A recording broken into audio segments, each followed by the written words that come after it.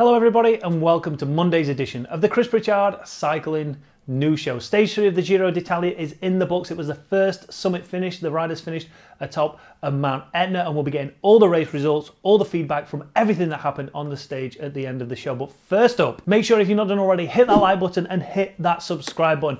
I want 35,000 of you subscribing by the end of the Giro. Please, thank you. And if you want to stay abreast of all the news as it happens, make sure you've hit that notification bell. Secondly, we're now going to take a look at all the racing action over the weekend. What a weekend of racing it was. Stages 1, Stages 2 of the Giro d'Italia. So much went off in those two stages. Not only that, but we had the women's Liège-Bastogne-Liège and that epic, monumental race in the men's Liège-Bastogne-Liège.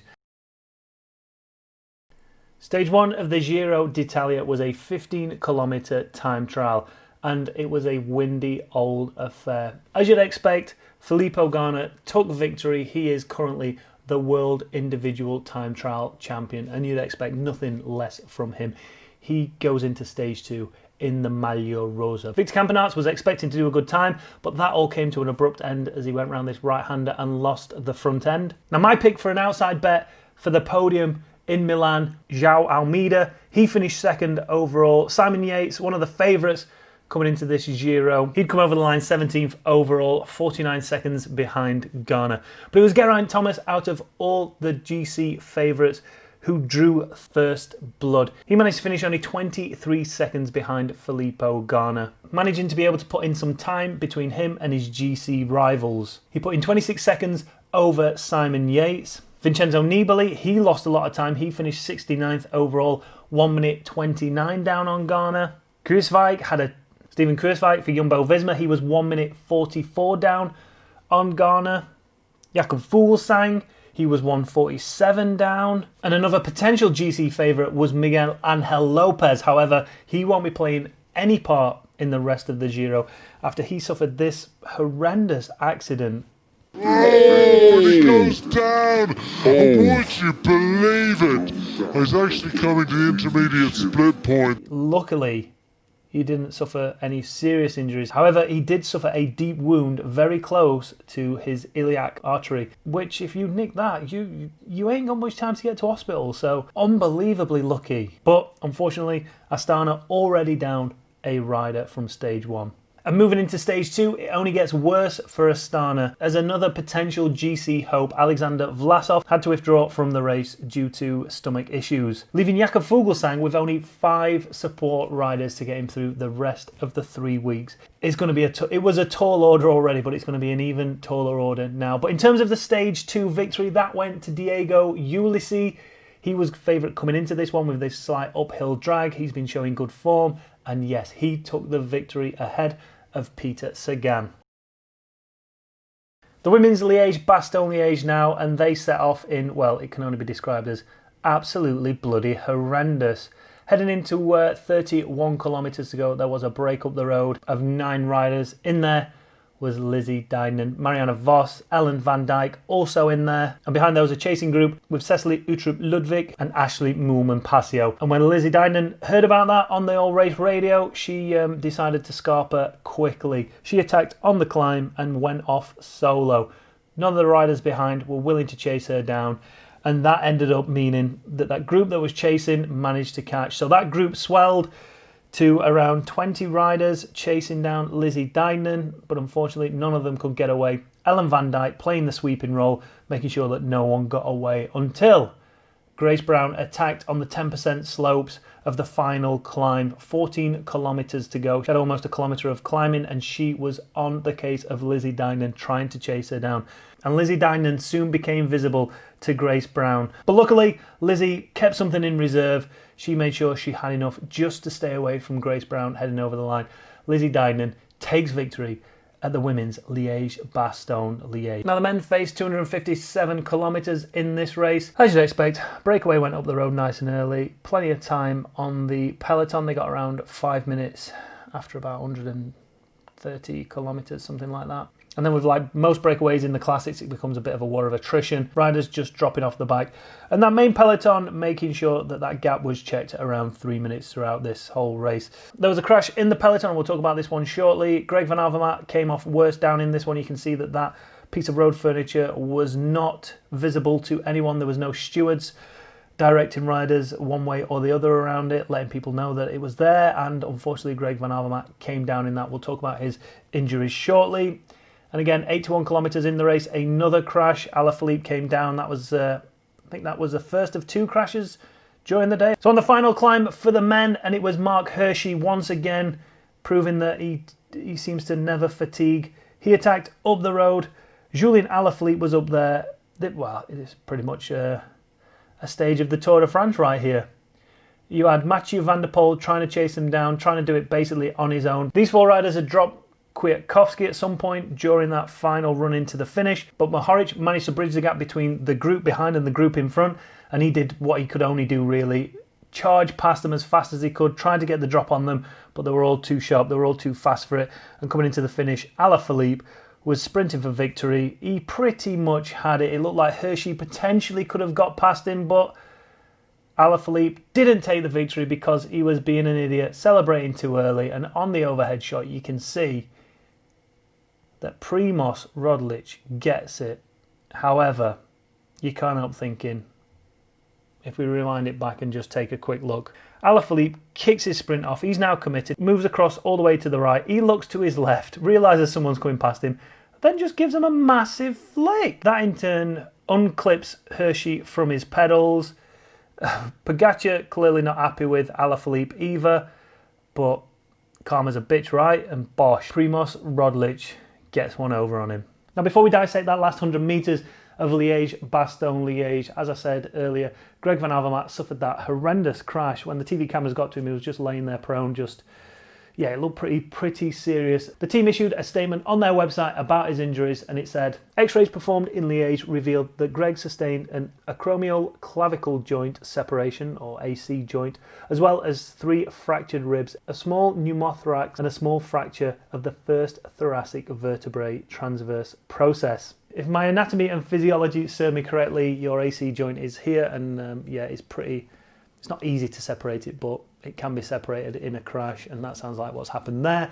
In terms of that back break, it's one of the little transverse processes on the side of the spine, so it's not actually the spine itself. You've got those little bits at the edge. Sounds like one of those has fractured ribs.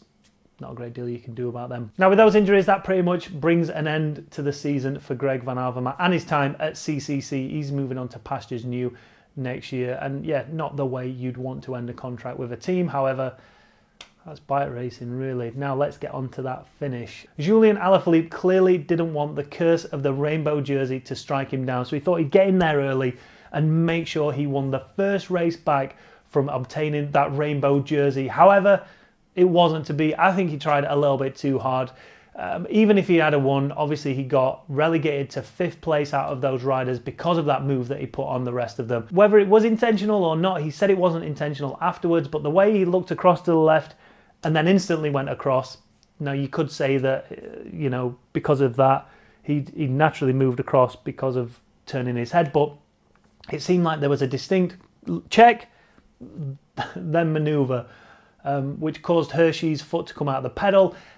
Me personally, I think probably Hirschi would have got that. The way he's been riding, the form he's been on, he won Flèche Wallonne in the week, and it was kind of his for the taking. However, like I said, karma's a bit of a bugger sometimes, and she made sure that Primož Roglič took the victory, which is a small victory in the grand scheme of things for Primož Roglič, but I'm sure he'll take it. It'll bolster his confidence.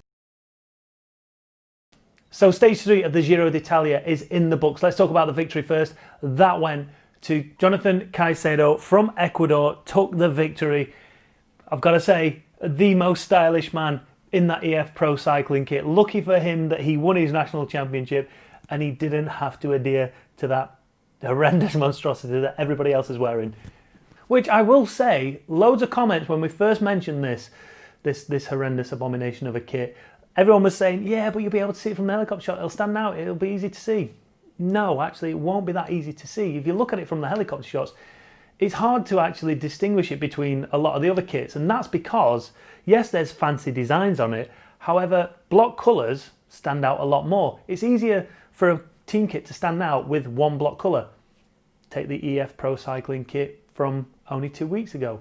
Nice bright pink, boom, stands out. Anyway, Caicedo took the victory, putting himself into joint first place with João Almeida in the GC. But unfortunately for him, on countback, João Almeida will take that Maglia Rosa off of Filippo Ganna. One of the main reasons Filippo Ganna was probably going to lose it today anyway, but I think he thought he might be passing it along to his teammate Geraint Thomas, but I don't know what to say. We still don't know exactly what happened. I'll just stop you there, Pritchard, because as I was editing this, I checked Twitter and we've actually found footage of the crash from the neutralised zone where Geraint ended up crashing. What an unlucky crash. Check this footage out. So you can see the riders rolling down. You can see a bidon caused the crash. A bidon in the neutralised zone caused Geraint Thomas to come off his bike. And it's at this moment here that it comes out. It looks potentially like it could be the UAE riders bidon that comes out. Just as the tarmac starts and the cobbles seem to end, there's a little bit of a kick and everyone seems to jump a little bit, and the bidon just comes out of the frame holder, and you see it. I'll pause it just there. You can see the Trek Segafredo rider just avoiding it, and it bounces down the road. Guy turns the camera, and just as he turns the camera, you can see it there, and then it just moves right into the path of his back wheel. He hits it, and down he goes hard on that left hip, and you can see there he's clearly in a bit of pain there. That would have been a big hit to his hip. Team Ineos Grenadiers no longer have a rider in GC. Geraint Thomas came in over 12 minutes down on the leader and the winner of the stage. It's cruel. It's so cruel. And yes, all right, I'm biased. I'm biased as hell when it comes to Geraint Thomas. I'm biased as hell when it comes to Ben Swift. But you know what? The only silver lining I can see from this is the potential that we will now see an aggressive racing Ineos Grenadiers right from stage 4.